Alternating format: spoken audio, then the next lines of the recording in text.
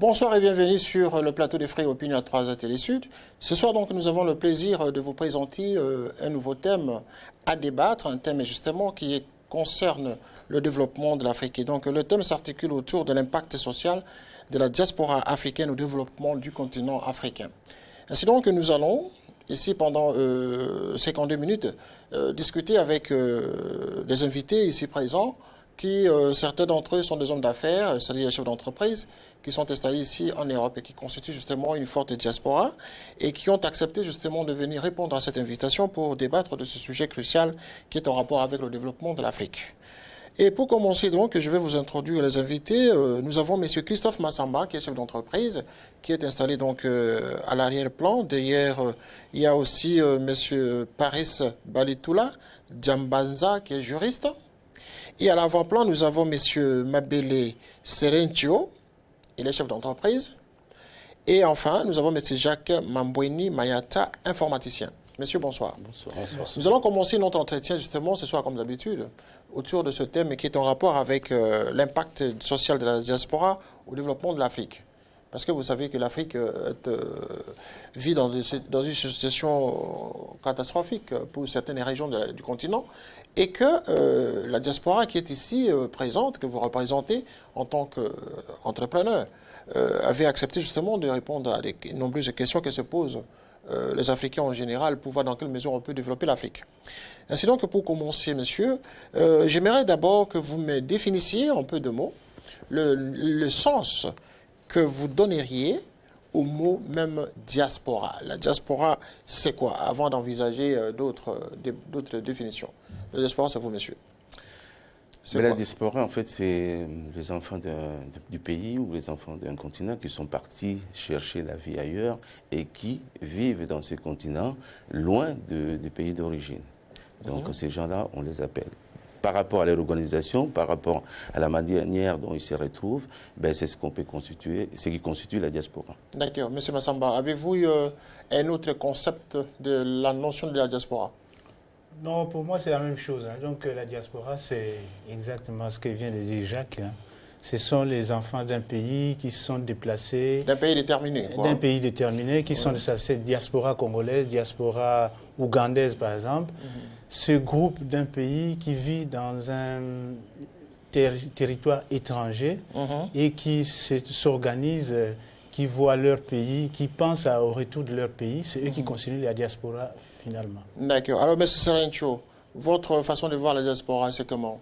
Pour moi, la diaspora, comme viennent de le dire mes prédécesseurs, est constituée par les ressortissants d'un pays qui vont immigrer et qui vont aller dans un autre pays qui n'est pas leur pays d'origine pour se chercher un avenir meilleur. Se chercher un avenir meilleur parce que là où ils sont, la situation n'est pas bonne. Tout à fait, parce que là où ils sont, la situation n'est pas meilleure, avec l'idée en même temps du développement de leur pays d'origine. Avec l'idée du développement de leur pays d'origine, et donc nous allons voir cette question liée au développement vers la deuxième partie de l'émission. Mais je vais poser la même question à M. Paris Balitoula. Qu'en pensez-vous? Vous êtes juriste? Oui. Et donc, pouvez nous apporter peut-être une autre définition de la diaspora? Tout à fait. Oui. Alors, quand on parle de la diaspora congolaise, par exemple... Non, la diaspora, monsieur. Oui. Mais je commence par la diaspora congolaise. Pourquoi la diaspora congolaise? Parce que c'est impropre. Le terme n'est pas approprié pour caractériser la communauté congolaise à l'extérieur. Historiquement, quand on parle de diaspora, il y a deux critères importants. D'abord, la notion d'un long exil, loin de sa terre natale. C'est le cas des Afro-Américains et le cas du peuple juif. Ça, c'est vraiment des cas propres pour parler de la diaspora. Le deuxième critère qui caractérise une diaspora, c'est la notion de persécution dans cet exil-là. C'est le cas, comme j'ai parlé, des Afro-Américains et du peuple juif. S'agissant des Congolais de l'extérieur ou des Africains en général... Pourquoi vous appuyez aux Congolais? Parlez d'autres pays. Oui, si je parle des Africains, ici où nous ne sommes pas persécutés. Il y a des discriminations, mais nous ne sommes pas persécutés. Et cet exil-là est entrecoupé des voyages. Il y a des gens qui restent 2 ans, 3 ans, ils rentrent chez eux. Ça ne suffit pas pour caractériser une diaspora. Dans les termes propres, on peut parler de la communauté, soit africaine, soit congolaise à l'étranger. Et même là, en ce qui concerne le Congo, nous ne sommes pas encore une communauté à l'étranger parce que nous n'avons pas encore un sens des intérêts communs et le sens, la conscience d'une destinée commune. D'accord, merci. Monsieur Christophe Massamba, vous allez maintenant parler avec nous ici du rôle que peut constituer la diaspora dans un pays où elle est installée. Quel pourrait être le rôle essentiel d'une diaspora? Dans les pays où elle est installée, c'est ça que vous dites. Comme nous, par exemple, en France. C'est ça. Bon, déjà, dans les pays où nous vivons, dans le pays d'accueil d'une diaspora, la diaspora peut servir d'amener une autre culture. Parce que dans ce pays, qui vit avec sa culture, par exemple, je donne l'exemple de la France, qui vit avec la culture française, avec l'ouverture au monde qui est inéluctable, et puis avec l'esprit de la mondialisation dont on parle actuellement, il faut que le peuple qui accueille les gens qui viennent d'autres régions puisse avoir accès aux civilisations, au fait,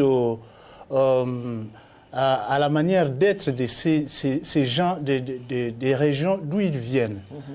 C'est aussi une richesse que pourrait apporter une diaspora, enfin, des gens venus d'ailleurs dans ces pays d'accueil. Alors ça, finalement, pour le pays d'accueil, c'est une richesse. On a vu ça aux États-Unis, des gens qui venaient de plusieurs parties du monde, venir constituer ce qu'on peut appeler la richesse américaine d'aujourd'hui. Et la France, la même chose. On trouve une diversité française qui fait que la France est une puissance qui peut intervenir un peu partout, connaissant à peu près, parfois même précisément, ce qu'il faut faire. Parce qu'ils ont eu une diaspora qui, vivant en France, a apporté la connaissance des régions d'où ils venaient. Donc, alors, M. Jacques Mayanta, avez-vous une autre perception de définition disons que, en de fait, rôle, de rôle de la diaspora? Tout à fait. En poursuivant, ce que je voulais dire, c'est que le rôle de la diaspora, en fait, c'est capitaliser par rapport à l'environnement où ils étaient, ils sont partis, par rapport à la culture du pays, c'est capitaliser par rapport à ce qu'ils trouvent à l'extérieur. En fait, ce rôle, lorsque moi je parle de rôle, c'est pour évoquer un peu en quoi cette diaspora peut jouer un rôle important, un rôle fondamental des pays dont ils sont issus. Le rôle qu'ils peuvent jouer, en fait, si la diaspora s'organise, c'est d'apporter une vision nouvelle à la culture du pays, justement, pour apporter le plus.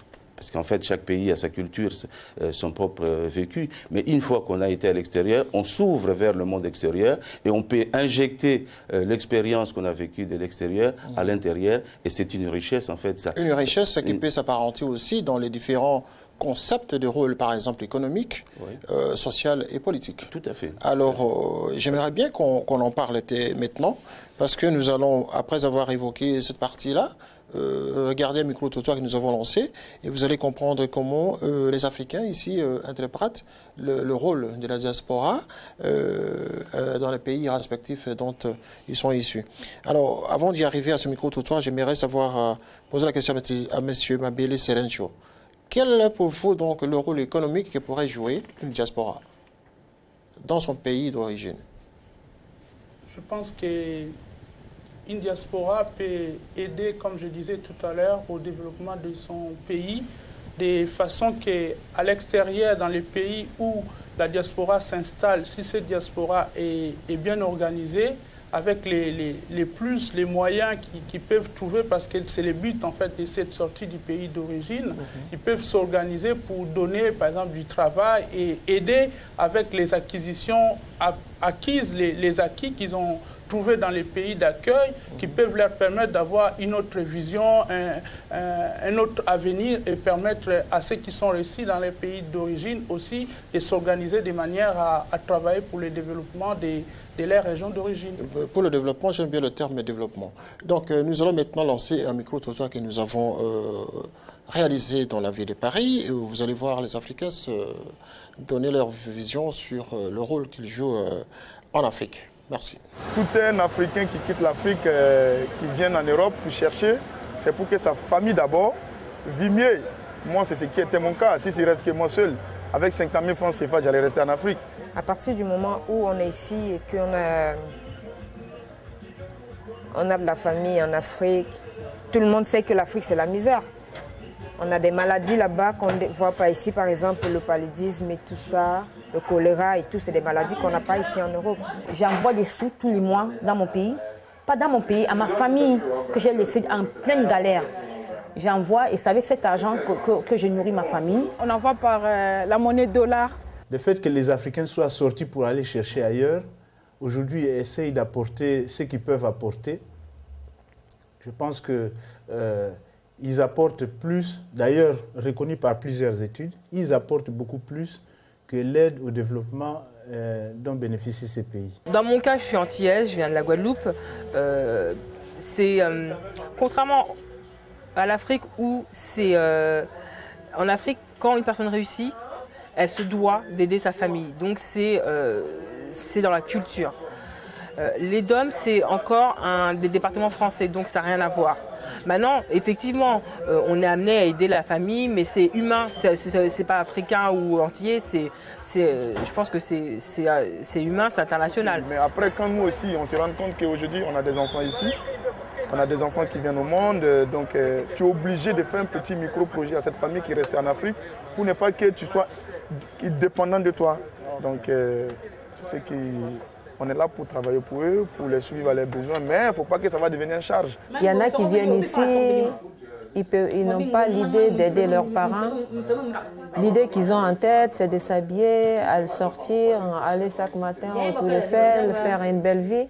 Mais après, il y a les parents qui sont en Afrique qui souffrent. Souvent, quand même, les diasporas apportent un plus aux autorités de nos pays.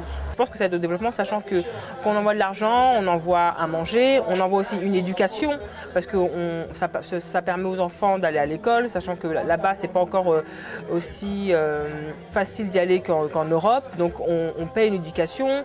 Qui dit payer l'éducation peut aussi aboutir à l'université. L'université a un métier qui ensuite, c'est l'effet de neige, c'est l'effet de boule. La diaspora aide nos familles, aide le pays pour son développement, sauf il y a une chose qu'il faut remarquer, en fait cette aide n'est pas organisée.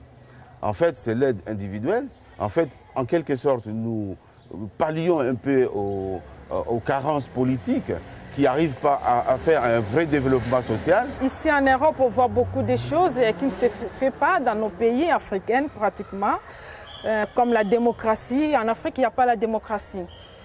En voyant la démocratie en Europe, on a les diasporas part en Afrique, ils disent quelque chose à nos autorités. Quand même, ça leur donne quand même les intelligences. Regardez seulement la ville de Kinshasa. On voit la manifestation, par exemple, du transport en commun de toutes les voitures d'occasion. Les VW qui sont des voitures, on les appelle Volkswagen, et qui font les taxibus, ce sont des marques qu'on ne retrouve plus ici, mais qui ont tous atterri là-bas. Et c'est des milliers, vous voyez, 50 voitures par tous les 10 minutes qui passent. Alors, ça fait voir que s'il n'y avait pas ces gens qui envoient ces véhicules-là pendant que les transports en commun n'existaient pas, on ne sait pas où serait le pays. Donc, cet apport-là symbolique déjà, rien que cette image-là des taxibus montre comment la diaspora a réussi à remplacer l'État là où l'État n'existait presque plus. Il faudra que nous, qui sommes là en Europe, qu'on mette dans notre tête, quel que soit le problème, un jour on va se retourner dans notre pays et on doit vraiment aider nos parents qui sont en Afrique. À l'État de savoir que la diaspora peut apporter quelque chose d'intéressant et à savoir l'accompagner dans son organisation, de sorte que ça apporte effectivement quelque chose qui fasse qu'on sorte de la léthargie qu'on a actuellement pour aller vers un dynamisme qui est promis à l'Afrique. De retour donc sur le plateau de Frères Opinion ici à 3 Télé Sud, nous débattons de la question qui est liée à l'impact social de la diaspora pour le développement de l'Afrique. Et nous revenons donc à mes invités. Messieurs, vous avez dit tout à l'heure quelque chose de très essentiel qui est lié au développement. Et le développement, je vais poser la question à notre ami qui est derrière vous, parce que lui va enchérir la même question parce qu'il est juriste. Qu'est-ce que vous en pensez, messieurs, le rôle économique que pourrait jouer la diaspora dans les pays respectifs? Le premier rôle d'abord, c'est de rapporter à sa communauté d'origine À son pays d'origine. Voilà, à son pays d'origine, des savoirs et savoir-faire. Maîtriser les techniques pour apporter au pays. Donc les techniques acquises de pays. Voilà. En même temps aussi, la diaspora qui est un peu à l'écart de la fournaise que constituent les pays a beaucoup plus de recul. Donc, elle doit élaborer des stratégies véritables pour le développement de son pays.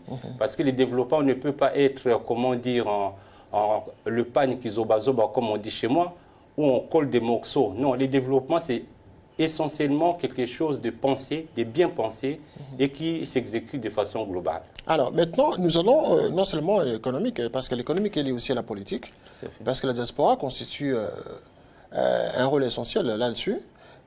Et que pensez-vous à ce moment-là du rôle que pourrait jouer maintenant la diaspora sur cet aspect politique, monsieur? Sur l'aspect politique, en fait, comme on a dit, comme sur les aspects économiques, c'est-à-dire qu'apporter quelque chose de nouveau au pays d'origine, mais comment l'apporter? Justement, le problème, il est là, en fait. Sur le plan politique notamment, il faut s'organiser pour pouvoir influencer la politique d'origine. Parce qu'on est... Influencer dans quel sens?